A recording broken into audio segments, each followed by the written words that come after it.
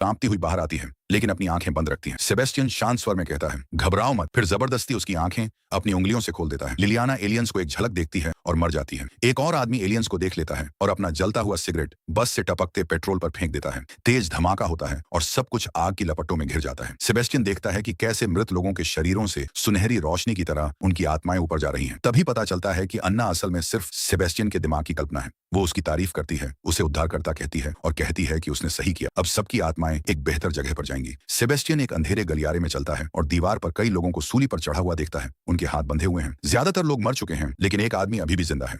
अपने आखिरी सांस में वह आदमी कहता है कि ये जो प्राणी हैं वो किसी और आकाशगंगा से आए राक्षस हैं और ये सबको मार डालेंगे। लेकिन सेबेस्टियन बिना किसी भाव के कहता है, नहीं, ये तो फरिश्ते हैं। वो धीरे से उस मरते हुए आदमी की आंखें बंद करता है और अपनी कल्पना में देखता है कि उसकी आत्मा आकाश की ओर उड़ रही है। कुछ समय बाद सेबेस्टियन अपने अगले शिकार की तलाश में निकल पड़ता है कि एक औरत जिसकी आंखों पर पट्टी बंधी है एक फार्मेसी में जा रही है। वो उसके कदमों की आवाज सुनती है और रुक जाती है। वो पूछती है, कौन हो तुम? वो अपना नाम क्लेयर बताती है। सेबेस्टियन फिर वही पुराना झूठ दोहराता है कि वो भूखा है और कई दिनों से कुछ नहीं खाया, लेकिन उसे एक जनरेटर की जगह पता है जो अब भी काम करता है। थोड़ी देर बाद क्लेयर के दो साथी राफा और ऑक्टावियो अपने दो कुत्तों के साथ आते हैं। वो सेबेस्टियन पर शक करते हैं और कहते हैं कि किसी अजनबी को अपने साथ ले जाना खतरनाक हो सकता है। लेकिन क्लेयर जनरेटर की बात सुनकर रुचि दिखाती है और कहती है कि शायद सेबेस्टियन मददगार साबित हो सकता है। उसी समय एलियन की मौजूदगी पास आ जाती है और उनके पास ज्यादा सोचने का समय नहीं होता। वो सेबेस्टियन को साथ लेकर अपने छुपे हुए ठिकाने की भागते हैं, जो एक सुरक्षित न्यूक्लियर बंकर है। अंदर पहुंचकर सेबेस्टियन बाकी लोगों से मिलता है। उनमें एक छोटी जर्मन लड़की सोफिया और एक बूढ़ा दंपति इसाबेल और रोबर्टो शामिल हैं। क्लेयर सोफिया को एक चॉकलेट का टुकड़ा देती है जो वो बाहर से लाई। सोफिया के चेहरे पर खुशी चमक उठती है जब उसे चॉकलेट मिलती है।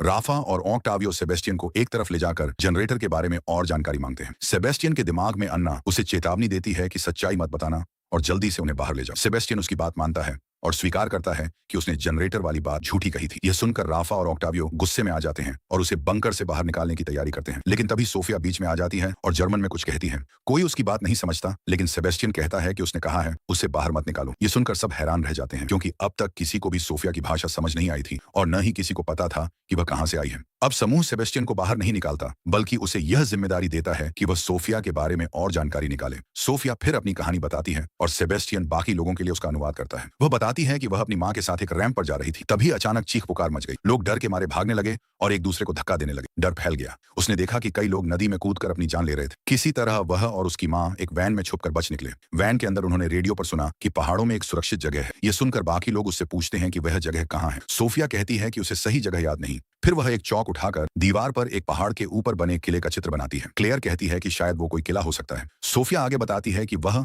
और उसकी मां ने आंखों पर पट्टी बांध ली और वैन से बाहर निकल, लेकिन भागते समय वह गिर गई और अपनी मां से बिछड़ गई। उसके